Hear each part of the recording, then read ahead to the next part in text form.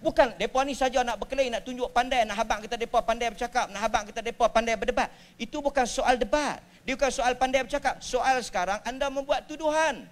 Dan kami wajib menjawab tuduhan itu. Dan kami menyediakan pentas. Jika anda anak jantan dan berani membuat tuduhan, tampil, datangkan hujah.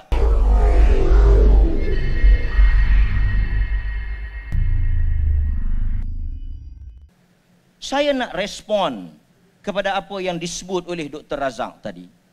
Saya tahu, saya juga mendapat banyak komen-komen tersebar satu keratan video yang disebut oleh pihak-pihak tertentu. Kononnya perkampungan sunnah ini menerakakan orang. Perkampungan sunnah ini menyesatkan orang. Perkampungan sunnah ini menyesatkan para ulama. Dan lebih seronoknya dia menyebut nama Al-Imam Nawawi rahimahullahu ta'ala. Muhyiddin Yahya bin Sharaf yang lahir, yang meninggal pada tahun 676 Hijrah. An-Nawawi rahimahullah, kitab-kitabnya dijadikan sukatan pelajaran muqarrar di masjid-masjid di negeri Perlis. Fatwa-fatwa Perlis menukilkan kata-kata Al-Imam Nawawi. Di mana? Sebab itu saya nak mohon kepada pihak Jabatan Mufti sebagai penganjur utama dan kepada pihak yang membuat dakwaan dan tuduhan. Saya nak lontarkan perkara ini secara terbuka.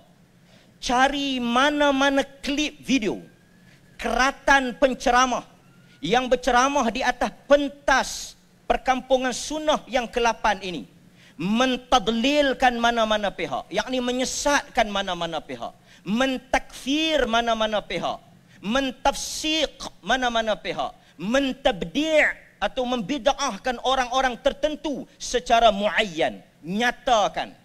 Sekiranya tuan-tuan boleh menyatakan dengan bukti dan hujah, kami di pihak penganjur ini akan menutup terus perkampungan sunnah ini buat selama-lamanya jika didatangkan bukti.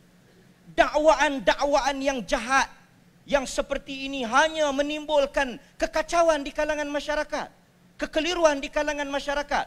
Tak kalah puluhan ribu telinga yang mendengar, bahkan lebih ramai, sebahagian besarnya telah balik.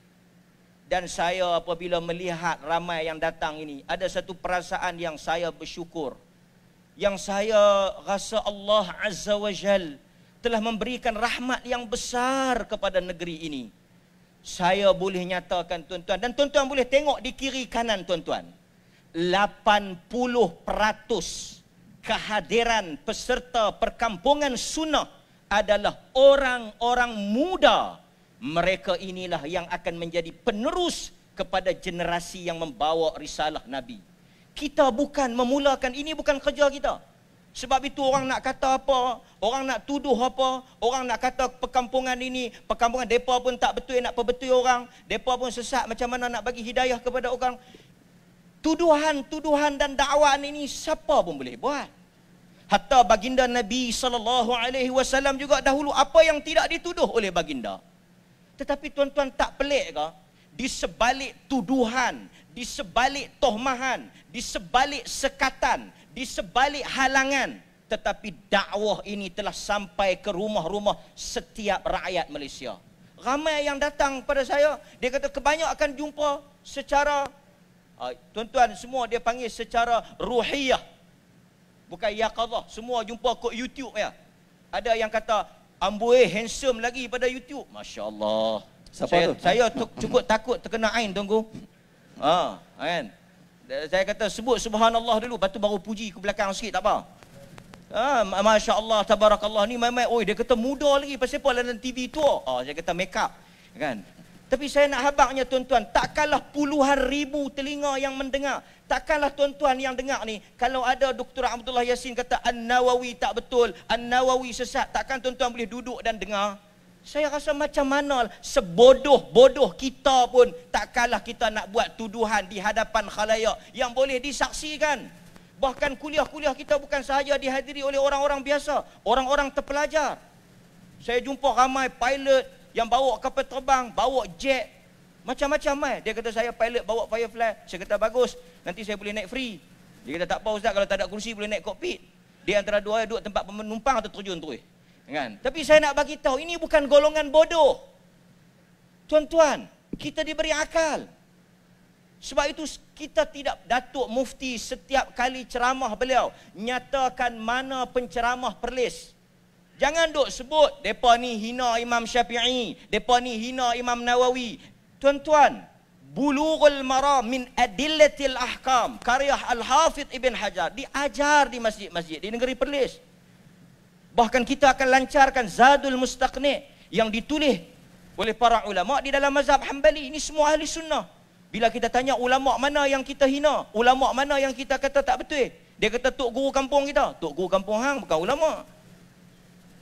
Ini satu dakwaan yang berat. Walladzina yu'dzuna minal mu'minin wal mu'minat bighairi maktasabu faqad ihtamalu buhtanan wa ithman mubina. Jangan buat buhtan.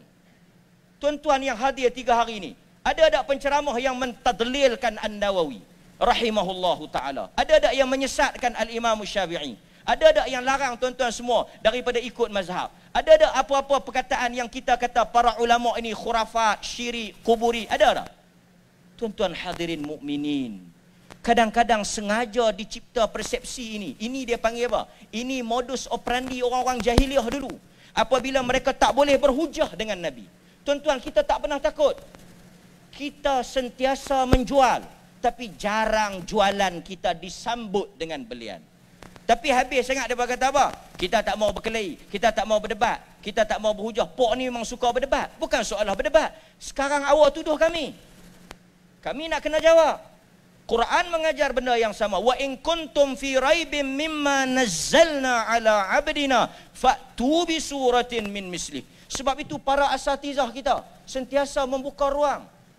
Bukan depa ni saja nak berkelahi, nak tunjuk pandai, nak habaq kita depa pandai bercakap, nak habaq kita depa pandai berdebat. Itu bukan soal debat. Dia bukan soal pandai bercakap. Soal sekarang anda membuat tuduhan. Dan kami wajib menjawab tuduhan itu. Dan kami menyediakan pentas. Jika anda anak jantan dan berani membuat tuduhan, tampil, datangkan hujah, iqamatul hujah.